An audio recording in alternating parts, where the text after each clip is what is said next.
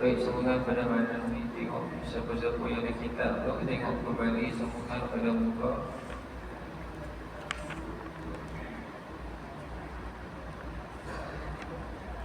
sambungan pada muka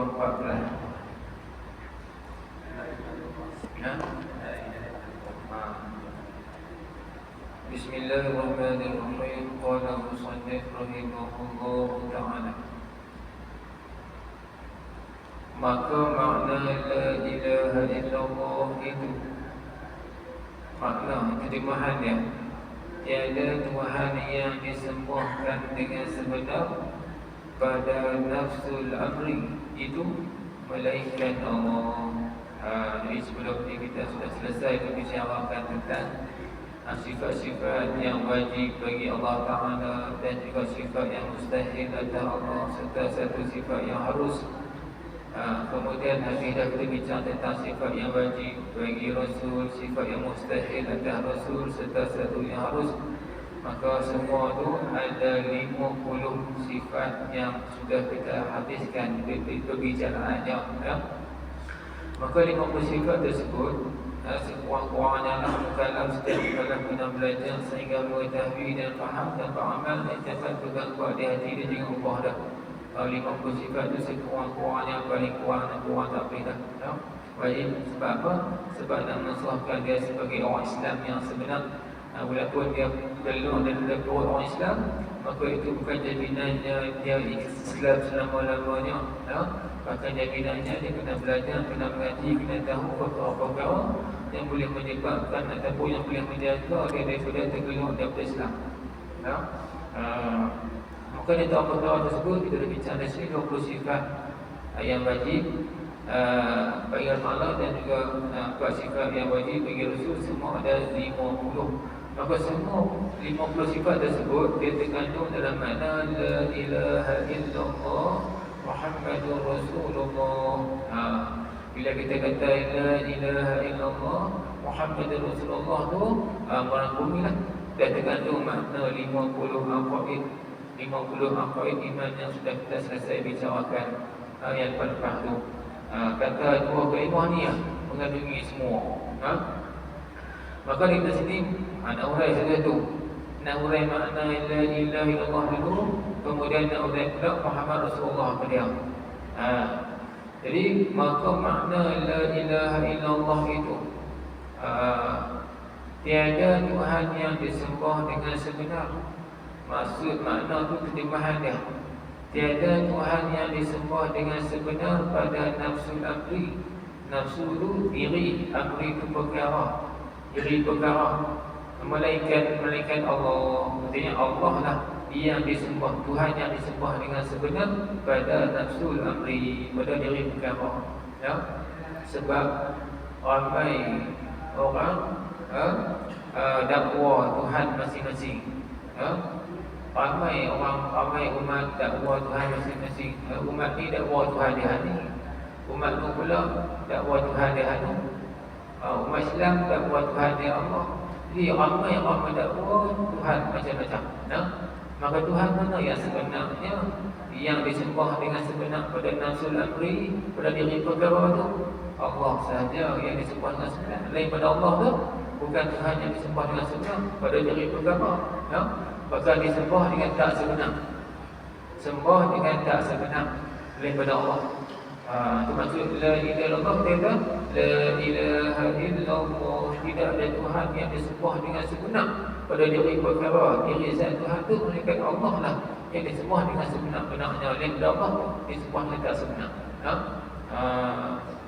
Itu maksud terjemahan bagi kita la ilaha illallah. Maka bila kita kata la ilaha illallah, ya, maka dia kata dan lazim diturut, dan lazim yang diturut daripada demikian itu kalimah la ilaha illallah tu, bahawasanya dia makna lazim akan turut juga membawa kepada makna apa? Bila kita kata la ilaha illallah, dia turut membawa kepada, dia akan ikut juga membawa makna kepada la mustaghniyan an kulli ma siwahu wa la muftaqiran ilaihi kullu ma adahu illallah.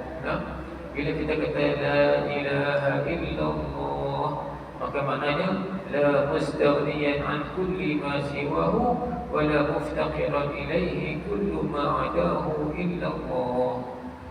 Itu pengertian dia. Apa maksud la mustaghniyan? Itu bahasa Arab. Dia kata artinya bila kita kata tidak ada Tuhan yang disembah dengan sebenar melainkan Allah, maka akan turut lazim daripada terjemahan daripada makna tersebut akan turut dari artinya tiada yang terkaya. Maksud kita tidak ada Tuhan yang disembah dengan sebenar melainkan Allah tu, tiada yang terkaya. Tiada yang terkaya ni tak terlepas. Tiada yang tak terlepas.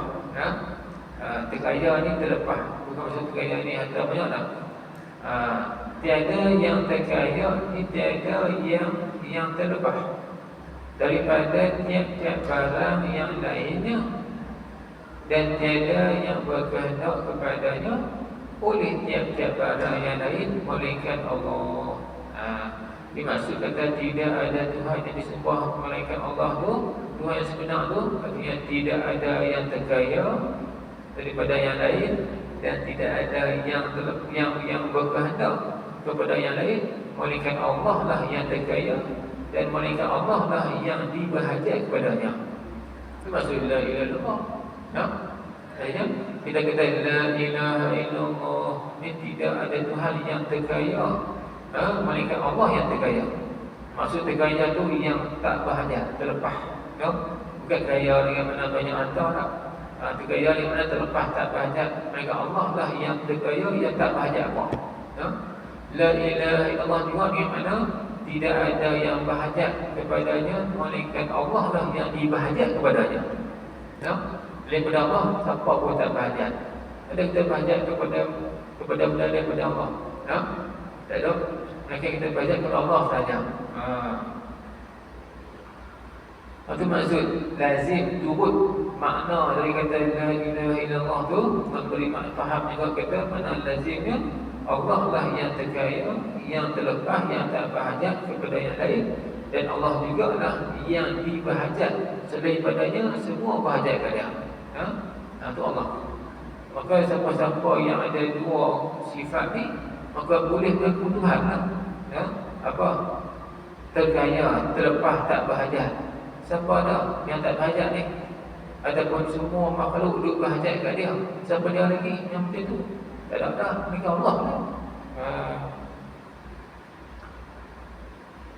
Kalau ada orang mengaku Tuhan, tengok dia ni terkaya, terlepas, bahagia ke tak? Kalau dia pun bahagia, tu bukan Tuhan lah. Ataupun dia pun orang tak bahagia ke dia pun, orang tak peduli ke dia pun, tu bukan Tuhan lah. Tuhan ni mesti dah semua tu bahagia kat dia. Bahagia nak makan, bahagia nak nyawa, nak hidup sebagainya. Tuhan juga tak bahagia kepada yang lain. Kalau dia pun bahagia kepada yang lain, itu bukan Tuhan. Itu Tuhan yang sebenar.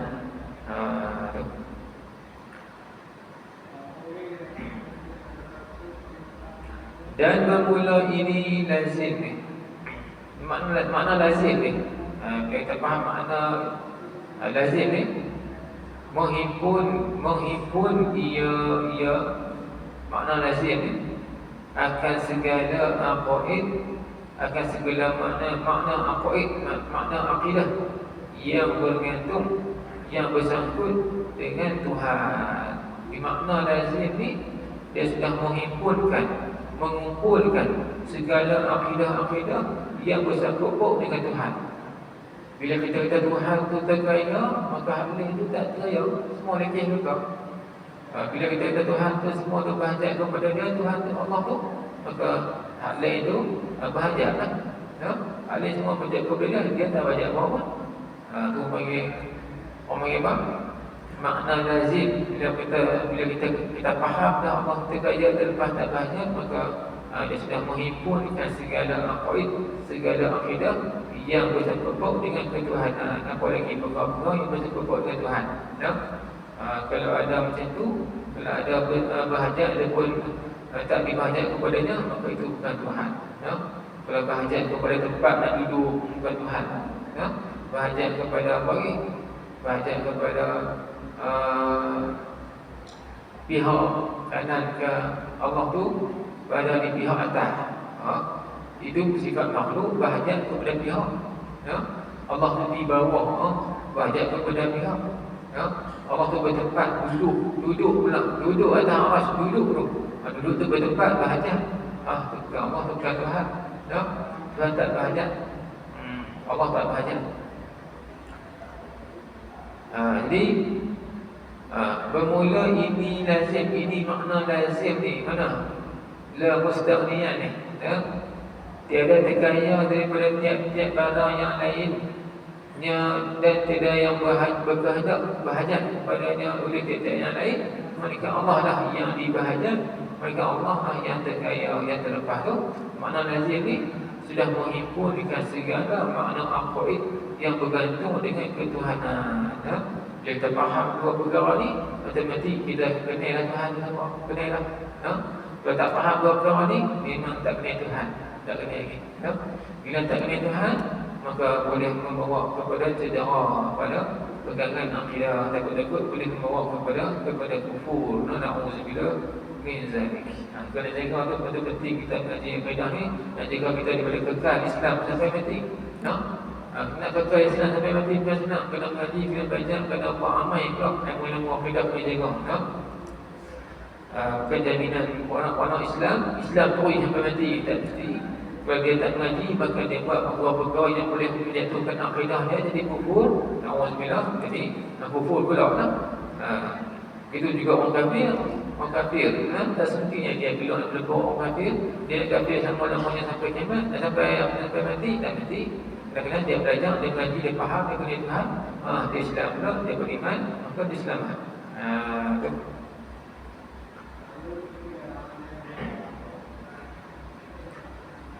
Anak hurai makna istighna. Apa tu istighna terkaya? Yang terkaya tu apa dia? Duit banyak ke? Ini dia kata, maka makna istighnanya Allah Ta'ala itu, yang itu istighna. Apa istighna? Artinya terkayanya Allah. Terkaya ni terlepas tak bahajat, terlepas tak bahajat, daripada tiap-tiap yang lain itu. Bila kata Tuhan ku terkaya, tak bahajat, terlepas kepada yang lain, melazimkan wajib, memestikan, melazimkan akan turut juga, melazimkan akan turut juga, lazim tu akan turut juga, wajib, wajib mesti, wajib berakal, mesti, wajib kena mesti wujudnya Allah. Tidak Allah tu ada lah. Kalau dia tu tak terkaya, maka dia tak wujud lah. Maka wujud itu menunjuk kita Allah tu dia terkaya, tak berhajat kepada yang lain, sebab dia ada. Kalau dia pun tak ada, maka dia berhajat pula orang lain menjadikan dia. Itu bukan Tuhan lah. Sebab dia sudah ada. Maka melazimkan wajib wujudnya, memastikan wujudnya adanya Allah dan qidamnya. Sifat-sifat ni sifat yang menunjuk kita terkaya Allah. Dan qidam, tidak ada permulaan. Bila kita Allah tu terkaya terlepas, maka dia tidak ada permulaan. Kalau dia pun ada mula, artinya dia tak terkaya, dia lemah, dia berhajat kepada yang memulakan dia. Berhajat kepada orang lain pula untuk memulakan dia. Macam kita ni berhajat kepada Allah yang menjadikan kita. Kalau Allah tak jadikan kita apa tak ada?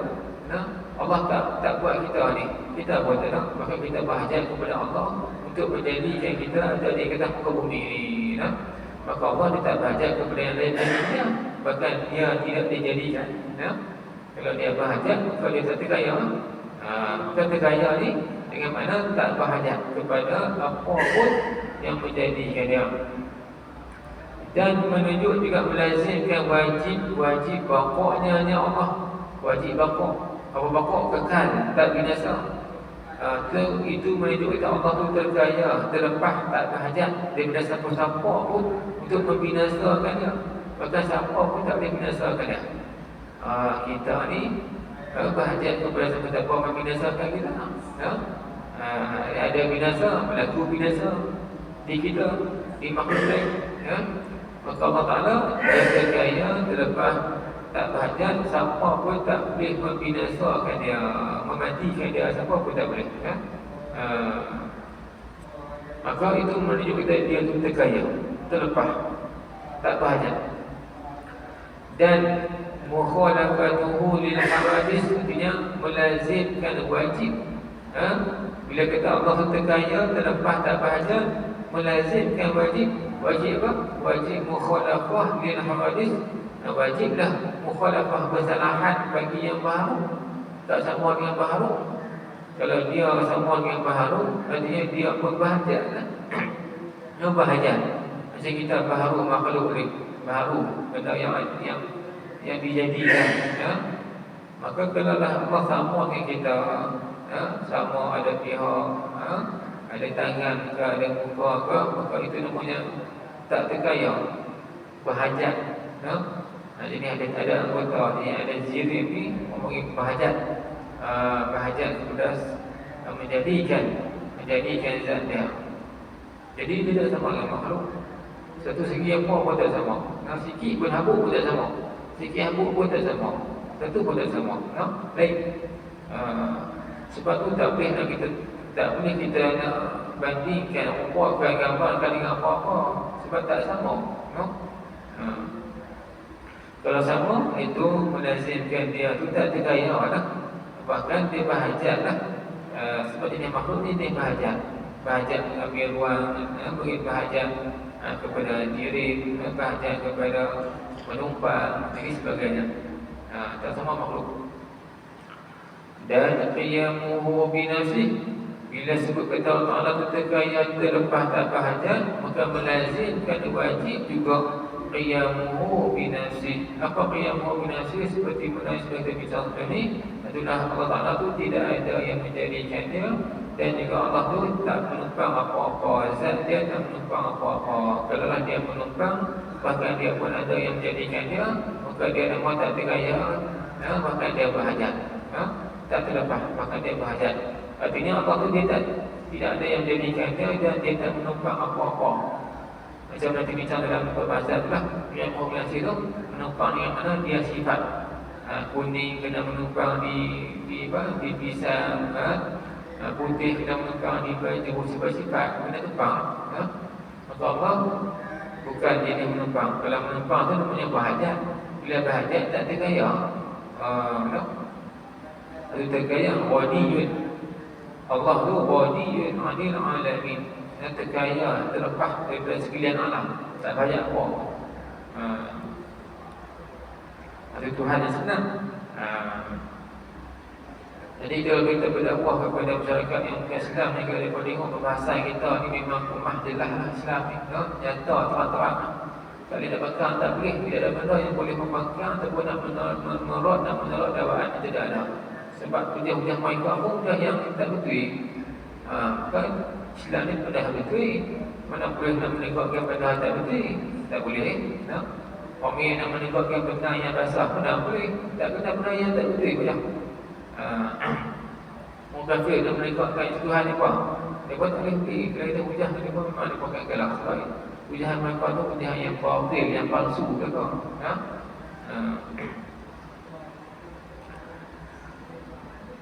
Ada lagi? Dan wajib sama juga.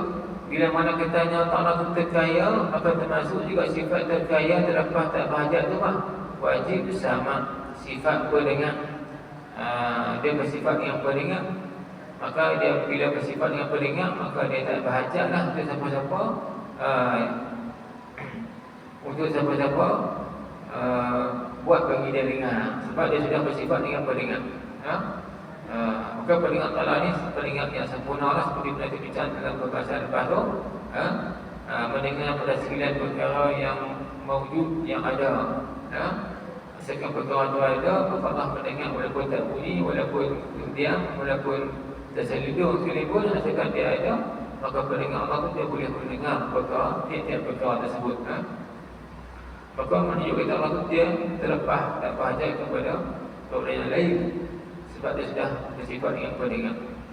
Dan basar, Pelihat dan kalam. Allah tu bersifat yang pelihat dan berkata. Maksud pelihat, kalam, berkata. Maka menunjuk kita Allah tu terkaya, terlepas, tak berhajat kepada siapa-siapa pun untuk berkata-kata dan juga melihat. Dan kaunuhu sami'an, dan kaunuhu basiran, dan kaunuhu mutakalliman. Ini dia kata atas qaul, atas pendapat qaul, atas pendapat sebut sifat maknawiyah, pendapat yang membinakan sifat maknawiyah. Sebab sebelum ni kita bincang atas sifat 20 ni asalnya 13 ya. Cuma ditambah lagi 7 tu sifat maknawiyah. Dia melazimi sifat ma'ani yang 7 juga. Pada qudrah, berkuasa, maka maknawiyah kaunuhu qadiran, keadaan dia berkuasa. Kalau sifat ma'ani itu iradah, berkehendak, maka sifat maknawiyah kaunuhu muridan, keadaan berkehendak.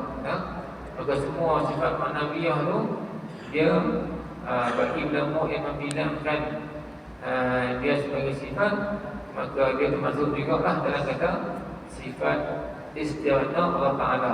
Kaunuhu sami'an, kaunuhu basirun, dan kaunuhu mutakalliman pun termasuk juga bagi ulama yang membilangkan sebagai sifat.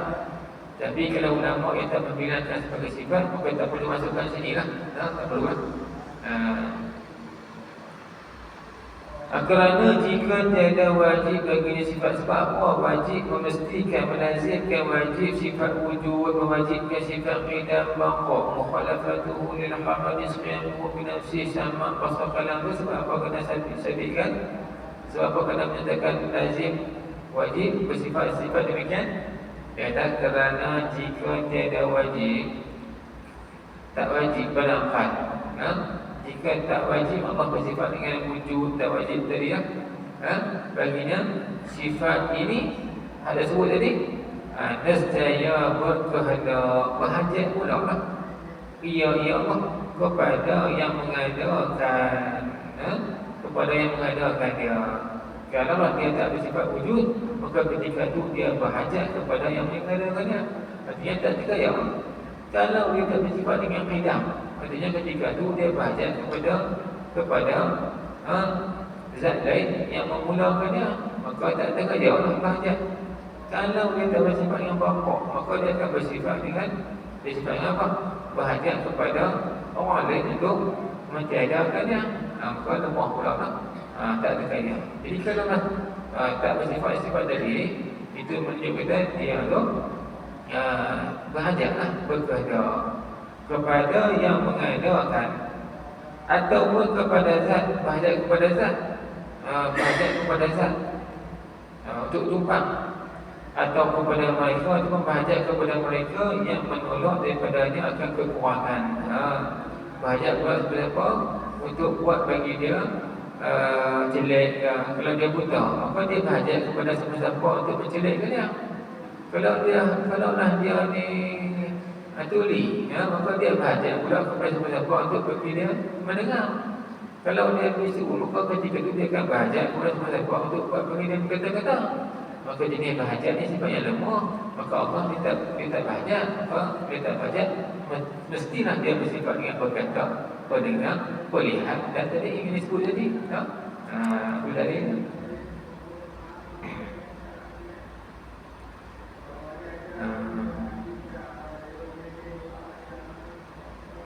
maka apabila wajib baginya Allah segala sifat ini, sifat tadi wajib baginya Allah bersifat wujud, qidam, baqa tadi tu, bila wajib dia bersifat dengan tadi tu, nescaya mustahil tu daklah oleh segala lawannya sifat yang tadi. Mustahil daklah. Kalau wujud lawannya apa? Lawannya wujud ada, lawannya tak ada. Maka tak ada sifat yang mustahil, tak berlaku. Jadi maka apabila wajib baginya Allah tu segala sifat ini, bila dia wajib bersifat dengan wujud, qidam, baqa tadi, nescaya mustahil tak berlakulah, mustahil tak ada lah, tak berlakulah oleh segala lawannya yang wajib tadi. Hak mustahil tak ada lah. Maka dia kata ini ni 22 akidah. Ini 20 ini mana? Ini yang disebut tadi. 22 akidah. Pasal apa 22? Sebab dia campur hak wajib dengan mustahil. Wujud satu, qiyam dua, baqa tiga, mukhalafah empat, qiyam binasih lima, sama enam, basar tujuh, kalam lapan, kaunuhu sami'an sembilan, kaunuhu basiran 10, kaunuhu mutakaliman 11. 11 ni hak wajib. Lawannya pun 11 dia. Jadi 11 dengan 11 jadi 22. Ya? Maka kata sini maka ini 22 ni. 22 akidah. Hak tadi ni. Ada sebut tadi. Hak wajib campur dengan mustahil lawan itu akidah. Perkara yang kita kena pegang. Hak wajib tu dan hak mustahil kena tolak. Daripada wajibat dan mustahilat. 22 tadi termasuk dalam kata wajibat, ini perkara-perkara yang wajib, dan mustahilat, perkara-perkara yang mustahil, lawan-lawan wajib lah. Orang sifat istighna. Sebelah sifat dari hak wajib tu, orang sifat istighna, sifat yang menuju kita Allah tu dia terkaya, tak bahajat. Sebab hak baki daripada 20 tadi, kalau semua 20, sebelah istighna bagi lagi 9. 9 tu orang sifat istighna pula. Istighna ni yang menuju kita orang lain tu bahajat ke dia.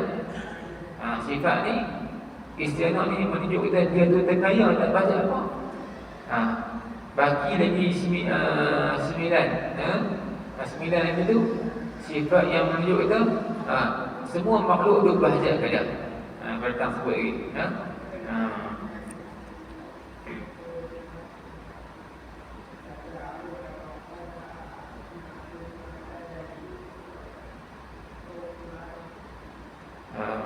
Dan melazim turut, dan melazim dan turut ia pula, turut ia juga akan turut juga apa? Akan nafi wajib, menafikan wajib, perbuat sesuatu daripada segala mungkin, atau meninggal perbuat yang mungkin.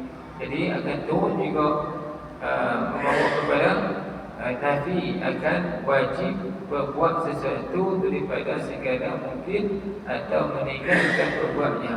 Sedangkan hukum membuat mungkin ni hukumnya harus Allah Ta'ala mengadakan mungkin, dan harus juga Allah Ta'ala meninggalkan mengadakan mungkin. Kalaulah wajib ke atasnya buat mungkin, maka akan jadi mungkin itu perkara yang wajib lah. Dan jika tiada nafi wajib buat dan tinggal ni, nescaya lazim ketiadaan istighna. Kalau kita tak nafikan wajib buat mungkin ni, ataupun wajib meninggalkan buat mungkin, bahkan kita kata wajib Allah kena buat makhluk, bahkan wajib Allah kena tinggalkan buat makhluk. Contoh kita kata kita ni ada kita ni Allah buat, maka Allah buat kita ni wajib kena buat. Adapun kita kata wajib kena tinggal. Macam mana? Gajah kepala 10 lah tak ada lagi, maka hukum mengajarkan gajah kepala 10 tu hukumnya wajib Allah kena tinggal, jangan buat.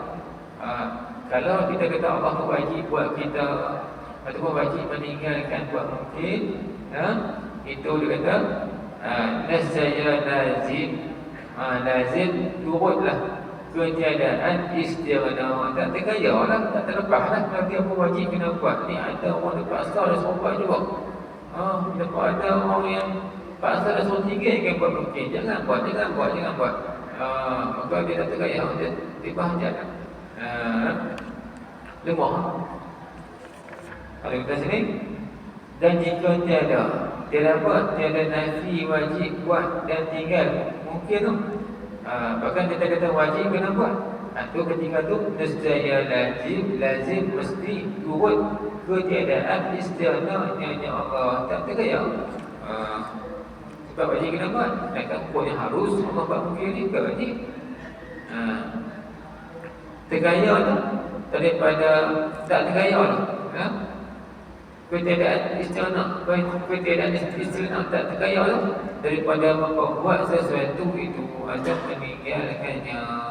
Itulah. Kalau kita kata dia tu wajib kena buat makhluk ni, maka ketika tu dia tak tergaya macam lemah. Bahayalah.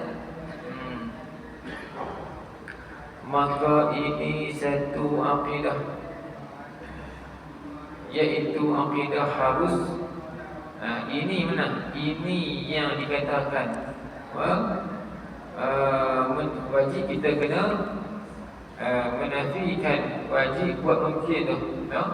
Jangan kata wajib kena buat dan wajib kena tinggal. Bahkan kena kata Allah tu harus buat mungkin dan harus meninggalkan buat mungkin. Ini satu akidah pula tambahan ni. Tadi 22 orang tambah satu lagi. Dia kata iaitu akidah harus. Harus bagi Allah membuat sesuatu lah. Maka jumlah barang yang lazimkan dia barang oleh istighna'ah itu 23 akidah.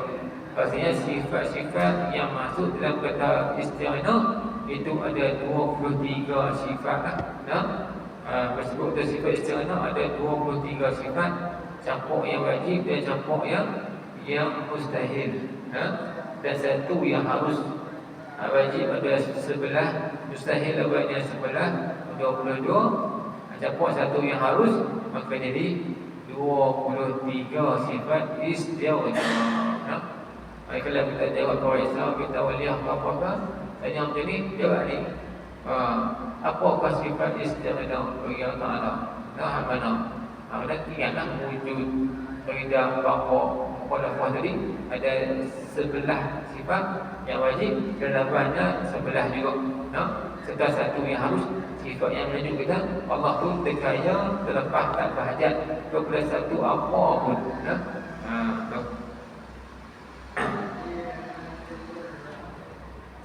Habis.